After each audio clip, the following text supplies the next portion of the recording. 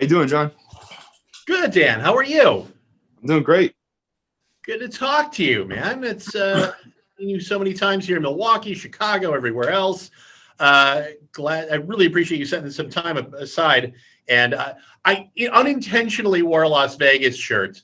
It was just in the pile, and it's an Aviators shirt. But I realized that Really? you go to Bonanza High School. My parents live there. My sister teaches at Sunrise Mountain, which is Oh, right wow. across the interstate from Bonanza. So Small world. we're very small world. How are things? Really great. Really great. Excited to get this record out. Really excited to share it. We've been working on it for over 3 years. So this has been a long time coming. We've been sitting on this longer than anything I've ever really sat on. um, but yeah, I'm anxious to get it out. That's for sure. I'm really fascinated with the Rick Rubin aspect of all of this. One, because it's different from anything you guys have done in the past, and two, just he's got such a wide uh, band of music that he has produced and helped with, and having that extra voice and opinion in the room. How did that work out specifically with him? Well, it definitely brought on a whole new perspective to the process and voice. Very passionate voice. Rick is, very hands-on, very passionate. Very, his primary concern is honesty in the music. So that's kind of if I had to sum him up in a quick way, that's what I would say. But there's a lot more to that. But I loved it. I loved working with Rick, and through the process, we've become really good friends. And I don't think it'll be the last time we work with him. I loved this process. I loved this record. It definitely pushed us to different places that I think we needed to explore. And I know that every artist says their new record is their favorite. This is my favorite record, and I guess it's yet to be seen how the fans feel about it. But I loved it. I really loved this process, and I think it will be something we do again. It certainly sounds like the most diverse sounding album you guys have ever kicked out, just between Cutthroat and Follow You, which we're playing, and Wrecked. I mean, those sound like they should be on three different albums, maybe, but maybe that's kind of a dated sentiment in the fact that no album should actually sound like one thing. But you guys have already, with those three, I mean, I don't think I've ever heard an album that you guys have put out that has such a wide range of a sound. Yeah, I mean, that also comes from the fact that when we're creating this record, the songs really thematically laid out in two different places, so, and sonically. So the record is split into two pieces. Part of it's about looking outward, and part of it's about looking inward. And looking inward is a much more chaotic place for me, and looking outward is a lot more structured and organized. And so as the record comes out, you'll see that the songs are split into two sides. It's almost like a dual-sided record, even in one. But and with that comes the different sonic value and the different thematical value. So Cutthroat is kind of in the world with Wrecked, which are these kind of angsty, emotional songs, whereas Follow You is on the side of the record that's about looking out and about love, and it's put together, and it's placed, and it's proper, and it's prim, and the rest of the record will follow that format. So but yeah, I also, I'm bored easy as an artist. I'm bored, but I would be bored writing one song that sounded like the next and the next, and I'm always trying to push to some place that feels new. Is that the operating idea that you had going into this, or did Rick Rubin help you out with the idea of that, of kind of splitting it in half, or did you have a different idea coming in? I know I read something about 40, maybe 50 songs you had presented to him initially. Did you present him with that in mind, or did that just come out kind of organically? Yeah, so it was 70 songs that I showed to Rick. Oh, wow. I think I had almost 200 demos, and I showed him 70 of them. So I narrowed it down to those 70, and then Rick listened to all of them and gave notes on each one, and then we selected from there. I think we got it down to like 30, and then when we got into the studio, we got it down to like 25 or something like that, that we worked on. And yeah, Rick was super hands-on with the whole process, even from the name of the record to music video ideas to the thematic choices of looking outward and inward. I mean, it was all, sitting in a studio, talking, thinking, scheming. And Rick was a part of all of it, and he still is. I mean, yesterday I sent him throughout this time we've been doing the rec music video, and I'm sending him edits, and he's saying, well, this, that, his thoughts on everything. So yeah. Seems like such a Zen meditative guy that when he talks, is it sort of like a spiritual deity talking to you, or is it just a guy producing your record? You know what I mean? Am I over dramatizing that?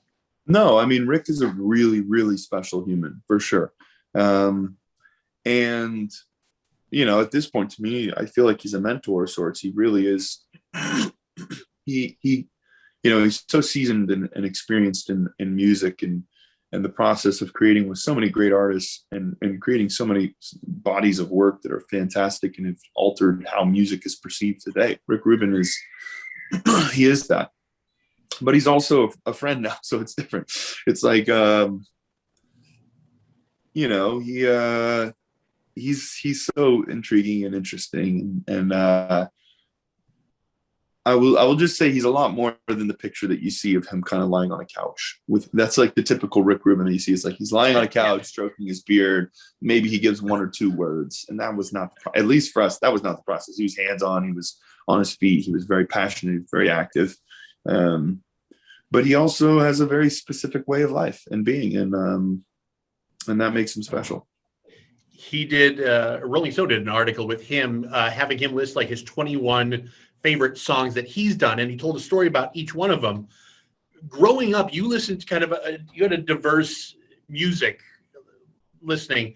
Is there anybody that he worked with, a Kanye West, a Beastie Boys, Slayer, that you wanted to kind of find out about, but held back and go, I'll wait till it's the right time before we start sharing stories? On one of the first days that I went into work with him, I had a Minor Threat shirt on, which was a big part of my youth in middle school. And I was dealing with a lot of issues and being overly emotional and raising a Mormon family and not feeling like I fit in with Mormonism and faith in general. Minor Threat brought me a lot of comfort, and the whole, everything that came along with that and the culture of it and the straight edge culture and all those things. Anyway, so when I walked in, and I never got to see them live. I never went to any shows live. Yeah. My first show, I went to one show my entire life with my brothers. Other than that, my first festival or anything like that I went to was Imagine Dragons. So we didn't have the money for it. There were a lot of kids in my family. Yeah. There was no chance you were going to a concert. Anyway, I walked in and Rick was like, oh, Minor Threat, I saw them here, and Ian, and I did blah, blah, blah. And it was just like, my mind was just blown, absolutely blown. But that was like everything. There was no artist that you could talk about where Rick wasn't like, right, yeah, when we were in there doing that, and when I was hanging out with him, we did this. But it's not even like name dropping. It's like real. Like he made a song with everybody. It seems like it was like from Adele to my mind was just blown at the stuff that he has done. And yeah, so much of it has influenced me. Whether it's I love Kanye. I listen to everything Kanye does. Beastie Boys, huge influence. Absolutely. I'm more influenced by hip hop than I am, and pop than I am rock. We are perceived as a rock band because we have instruments and everybody plays their instruments and we sing live and do those things that come along with that. But I'm really much more influenced by alternative music than I didn't grow up on classic rock. I don't listen to classic rock. Nothing against classic rock. Just not for me. It's never been my thing. I grew up on grunge of the 90s. So Nirvana and Pearl Jam, absolutely yes, but primarily hip hop. And Rick has done a lot of stuff in both worlds. So it made sense. I always found that interesting with you guys early on, years ago, when you were performing live. And I think the hip hop influence comes in, but in a unique way, in the fact that there was always the huge drum that you hit, where you're getting beats just like you would in hip hop, but you're doing it with a physical drum and hitting it, as opposed to just having somebody on a laptop or the keyboards hitting beats there, which I always found really cool, very primal, and made for a great show. Seeing you just wailing on a huge drum was always just, the crowd is like, it takes them in a little bit more. Yeah, I think a really interesting thing that I've seen over the years is there's certain singers that I've noticed who are primarily drummers. So I was a drummer before I was a singer. Yeah. I played drums. I took drum lessons when I started, like at 11 years old, for years. And then I learned to sing after that. And because of that, I think you sing differently. You're more of a percussive singer because you're percussive focused always. So whether it's Believer or it's Look at Me, Feel Me, Sing,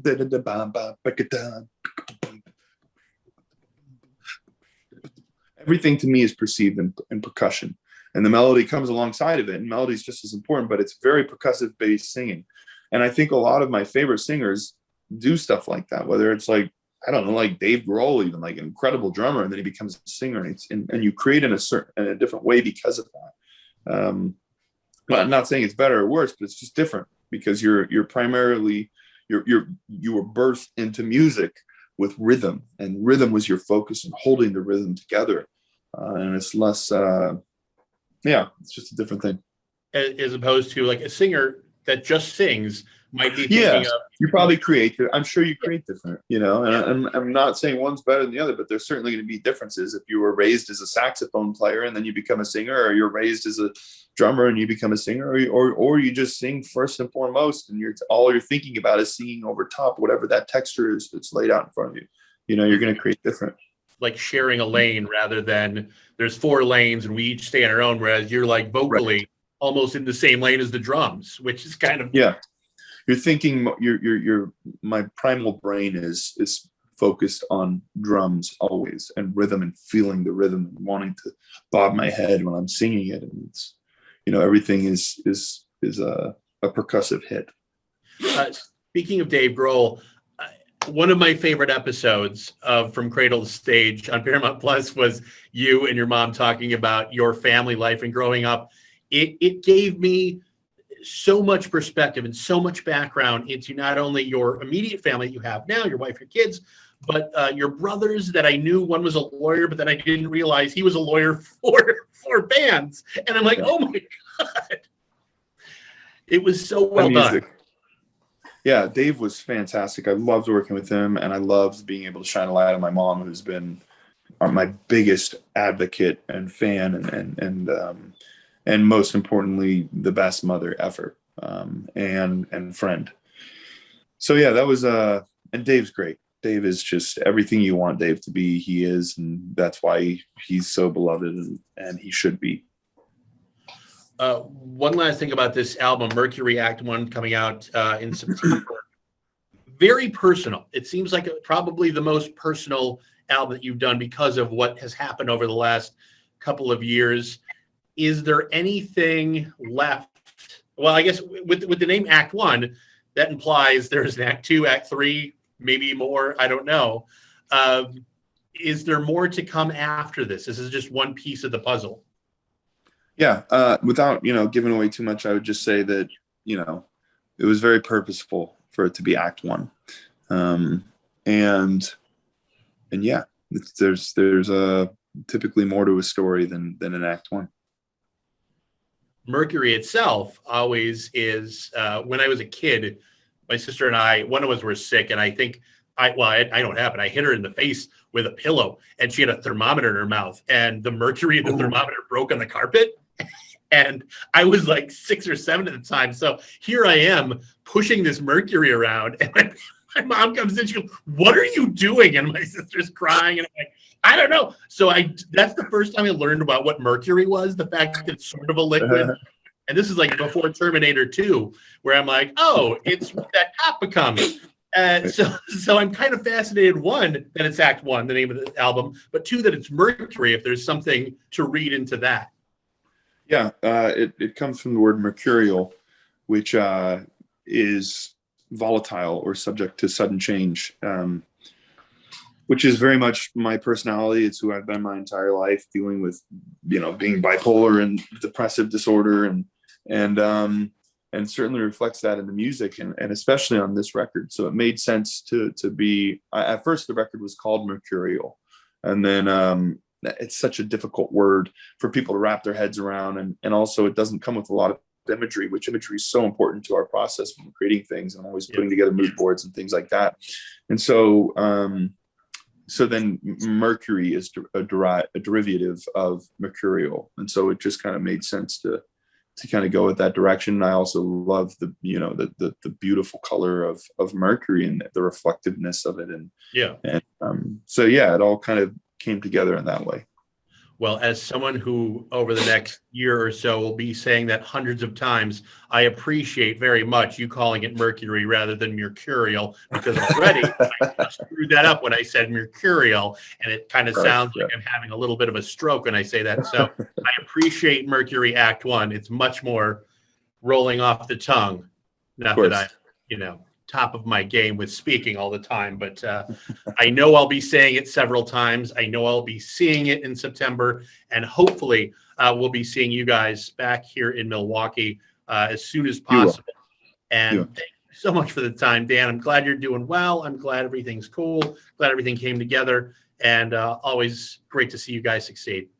Thank you so much, man. Really appreciate it. Thanks for all the support. Absolutely. Thanks, Dan. Appreciate the time. Take care.